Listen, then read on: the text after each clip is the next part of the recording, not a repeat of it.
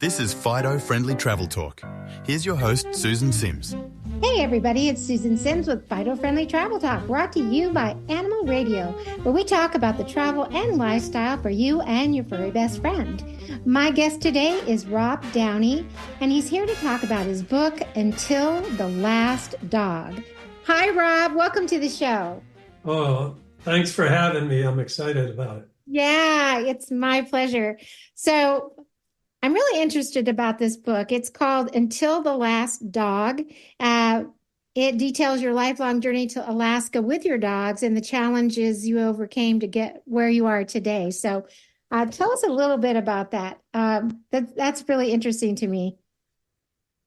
So I was actually born and raised with dogs and with short hairs and pointers. And we did field trials, and actually, like a lot of people that are into dogs, I'm actually more comfortable around dogs than I am with people. And I hear you. So they've been a big part of my life.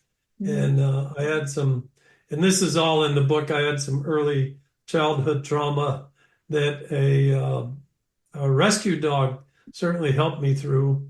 And then I went away to college in northern Minnesota. Without much to do, I went to a sled dog race. And I thought, wow, this is pretty cool. And so then I started to accumulate rescue sled dogs. Oh.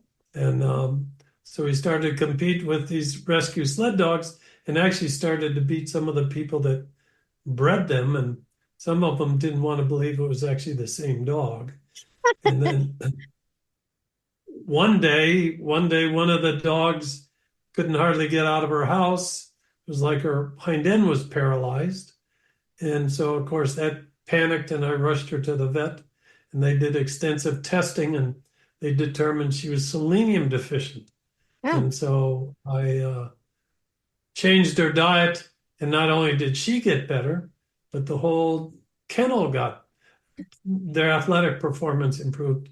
And it was really my aha moment, and I thought, wow, this is what I want to do. I want to study nutrition, and I want to continue working with dogs. And so that led me to the Ohio State University, and then 7 years of postgraduate work at Penn at the vet school, studying nutrition. And that's where I met my wife. We continued our career and raised sled dogs in Alaska. We started our own pet food company. And interestingly, 40 years later, I can tell you that it was a misdiagnosis. The dog wasn't selenium deficient. No kidding. Oh my gosh. What did you find out it was?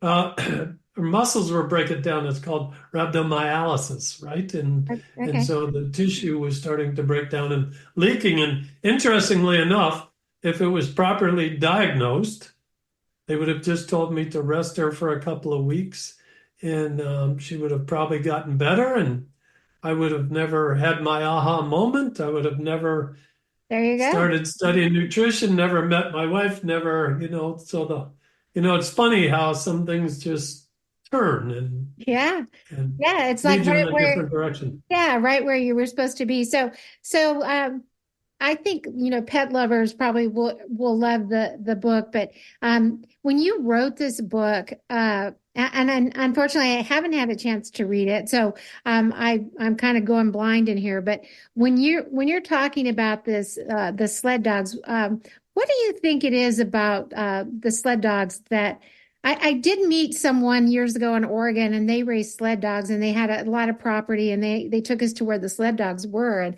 the dogs looked great. They looked happy. How does that feel when you're racing them? Do they give you that idea that this is what they were born to do? Do they give you this idea as like, boy, is this fun? I mean, what's your sense of that?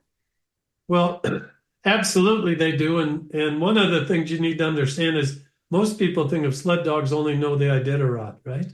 Which is a 1,000-mile race at 5 to 7 miles an hour, and you sleep out at night, and the dogs do as well. Well, I prefer to do my camping in the summer. And so we do what's called sprint mushing. So our average speed is over 20 miles an hour, and the average race is 10 miles per heat or 20 miles per heat. So they're back rather quickly, and so they come back as happy as they go out. And in Alaska, we actually built them a heated dog barn, so they never slept outside. They always slept in a warm building, and Wow. we never raised them in extremely cold temperatures. Kind of interesting in the state of Alaska, or at least in the interior where we were. Um, Kids, like our kids went to these small village schools, they go out for recess up to minus 20, or unless there's a moose in the schoolyard. So I always figured our dogs were okay at minus 20 running, because if a kindergartner can go out in the cold at minus 20, probably my sled dogs were okay at that temperature. Yeah, no kidding. Well, what about the title for the book, Until the Last Dog? How did you come to that title? Well, it's kind of interesting. One of my sisters, lived vicariously through my travels, and I travel I mean, we made 20 trips to Alaska. It was a 4,200-mile drive each way. So Oh, I would take the dogs with me from outside of Philadelphia, drive them to Alaska, and she lived vicariously through my travels. And she kept saying, "You got to write a book. You got to write a book." Like, we've raced in the southern tip of South America and Argentina. We've raced in the Pyrenees Mountains of Spain. And she kept saying, "You got to write a book." And unfortunately, she got sick. And before she passed away, one of the last things she did was make me promise I'd write this book. oh, that's so So, that's so sweet. yeah, That's yeah. it was touching. It was tough. But so when we quit racing sled dogs, our kids were getting old enough that they couldn't go to Alaska. We'd achieved our goals, winning the North American Championship in Fairbanks, the races we wanted to do. I was up there alone, and my kids couldn't come up, so therefore my wife couldn't. So we knew this day was coming. And so the dogs were getting older, and we thought, okay, now's the time to stop. Well, I hadn't started the book. And so we had, at the time, probably 20, 24 dogs. And so when we retired from racing, we didn't get rid of one dog because they were part of the family. Right, And so right. we would exercise them here in Pennsylvania, and they ran around and did all the fun things. Well, then they started to get old, and then they started to pass away, which was, you can imagine, a very tough time. They're Absolutely. outside dogs. We had a dog barn for them here in Pennsylvania. They never slept outside here, and they were running loose all day in a fenced-in area. Yeah. So my wife and I decided, well, the last dog was going to move into the house, right? Because we didn't want him down there alone. Sure. But you don't know which is going to be the last dog. That's And it. unfortunately, it was the wrong one.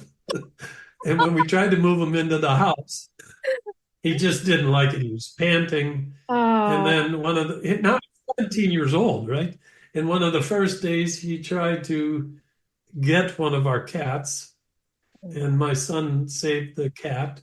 And that was strike one. Strike two and three, where my first grandchild was born, and he was a toddler, and Reggae was his name. And Reggae sort of looked like he wasn't going to be nice to this toddler, right? Like, yeah. we weren't sure what his motives were, but it didn't look good. So that was strike two and three. So he wasn't going to move in the house. He didn't want to anyhow. Yeah. So now what happened? So I decided now's the time to start writing the book. So I would go down to the dog barn every night, and I'd bring cookies with me for him. And I set up a rocking chair, and I started to write the book. Oh, And I did that. And he would eat a couple of cookies, and then he would go off. Eventually, he'd go off and go to bed. And I would come back up to the house. And then the next day, he would run around during the day. And then at night, I'd go back into the dog barn and start writing. And so I did that every day mhm. until, unfortunately, he passed away. And that's where the name came from, Until the Last Dog. Oh, wow. You know, I we, still yeah, I get can't talking imagine about having that many, and then to go through the loss because I always say their heartbreaks in the making, but you wouldn't trade it for the world. And it sounds like you gave them the best life. So I applaud you for that. So we're going to take a quick break. And when we come back, we're going to talk to you about your company, Annamaet. So everybody sit and stay. We'll be right back with more Fighter Friendly Travel Talk on Animal Radio. I would love to go on vacation, but I don't want to leave our Charlie behind. I agree. I heard that the magazine Fido Friendly lists places where you can stay with your pet. They also offer reviews so you have an idea about pet policy to include any restrictions, fees, and what pet amenities to expect. That's, dare I say, awesome. What are we waiting for? I'm way ahead of you. I just logged on to FidoFriendly.com and found a 4-star resort, Hilton Santa Fe Resort and Spa at Buffalo Thunder in New Mexico. Charlie agrees. When do we leave? As soon as you can pack your bags. It's off to adventure with Charlie, thanks to Fido Friendly Magazine. To find your next family adventure that includes your furry family friend, log on to FidoFriendly.com. This is Fido Friendly Travel Talk. Here's your host, Susan Sims. Welcome back. This is Susan Sims with Fido Friendly Travel Talk, and you have been listening to our guest, Rob Downey. So before the break, we were talking about your book, Until the Last Dog, and how you came upon the title. So now I want to switch gears a little bit, and I want to talk to you about your company that you founded, Annamaet. Let's dive into that. Tell us about that.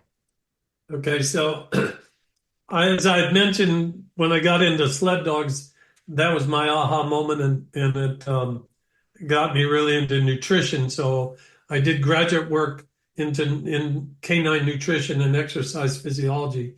And then that led to some studies that really are now considered the seminal studies in changing the way performance or sporting dogs have been fed. And so we published that work, and I actually consulted for a couple different pet food companies, but unfortunately they weren't always interested in good nutrition as they were the bottom line, right? Oh, yeah. They didn't care what I had to say about nutrition. They wanted to hear their words coming out of my mouth. And so I said, I don't want to do this. And so my friends kept saying, start your own company, right? And so that's what we did. We started Annamaet Pet Foods. I named it after my mom. Her name was Annamaet, who I know got my love of animals from. Mm-hmm. And so that's how it started. And we now have 17 different dog food formulas and 3 cat food and 4 supplements and treats. And now you can find Annamaet in 18 different countries, and it's really based on the science and the nutrition. I'm a companion animal nutritionist. We also have on staff a board-certified veterinary nutritionist. So it provides a great checks and balance system for providing cutting-edge nutritional formulas. So, and that's really, people have no idea the difference between different pet foods, but one of the most important things is every ingredient you see on that side panel, I don't care whether it's a can, frozen, raw, dry, or air dried, comes in about 4 different quality levels. So it totally makes a difference. And, we're still family owned and operated, and, our dogs have been a big part of the nutrition, right? Yeah. We've done feeding trials for 30 years on 8 generations of dogs. Oh my gosh. I was on your website, and one of the things that you have on there is that you use sustainable packaging made with Bioflex, and that's a term I'm not familiar with. So can you share a little bit about what that is? Sure. Annamaet, and actually personally, I've been involved in sustainability and protecting our natural resources. It's been a fabric of my life growing up in the outdoors, And so one of the things that always made me crazy is that the poly bags that the food comes in goes into a landfill, and they lay there for 800 to 900 years. Mm-hmm. I mean, let that sink in, right? Mm-hmm. So this Bioflex technology is a technology where each layer of the bag, and these bags are multi-walled bags, each layer is coated with an anaerobic agitator. And now you throw those bags in a landfill, and they're broken down. It attracts the microbes that are broken down into 8 to 12 years. And now all landfills being built in the United States, and 85% currently, have a liner at the bottom, a liner at the top. And so when the microbes break down these bags, it generates a gas that is collected and then used to power, for power or gas or, so it's sort of a recycling of them, right? Mm-hmm. As opposed to letting them just lay there for 800 to 900 years. It's part of what we do. We're also MSC certified, so our products, that's the gold standard for marine sustainability. We're big into that. We're also certified by National Animal Supplement Council, which is the gold standard for animal supplements. All that. We probably have more certifications and inspections than almost any other pet food company you can do business with. That's amazing. I really appreciate you with the education on that. And before I let you go, is there anything else you'd like our listeners to know? And also, where is the best place to learn more about your book and also your company, Annamaet? Well, the book is available on Amazon. That's probably the easiest place to get it. We'll be selling them direct through Annamaet here in a month or two. But I think people will find the book entertaining for sure, especially there's a great story about I was stomped and left for dead by a moose. And the dogs literally saved my life. So I do have a passion for them. So that's a great part. And then you can also Google Annamaet and come to our website. And, the other thing that we do is you can actually call our company and somebody answers the phone. What a novel idea. Oh, amazing. Amazing. Well, this has been great to chat with you. And I want to wish you continued success. And I'm going to look at your website a little more. I did see the story about the moose. Everybody listening, at the very least, you need to see that. I pulled up a YouTube one. So that was quite interesting. You're lucky to be alive. So thank you so much for taking the time to talk with me today. I really do appreciate it. Well, thank you for having me. It's been an honor. Oh, my pleasure. That's it for Fido-Friendly Travel Talk. You have been listening to my guest, Rob Downey, talking about his book, Until the Last Dog, and also his company, Annamaet. For more information on today's show or just about traveling with Fido, log on to FidoFriendly.com. Until next time, travel safe and leave no dog behind. This is Susan Sims for Fido-Friendly Travel Talk.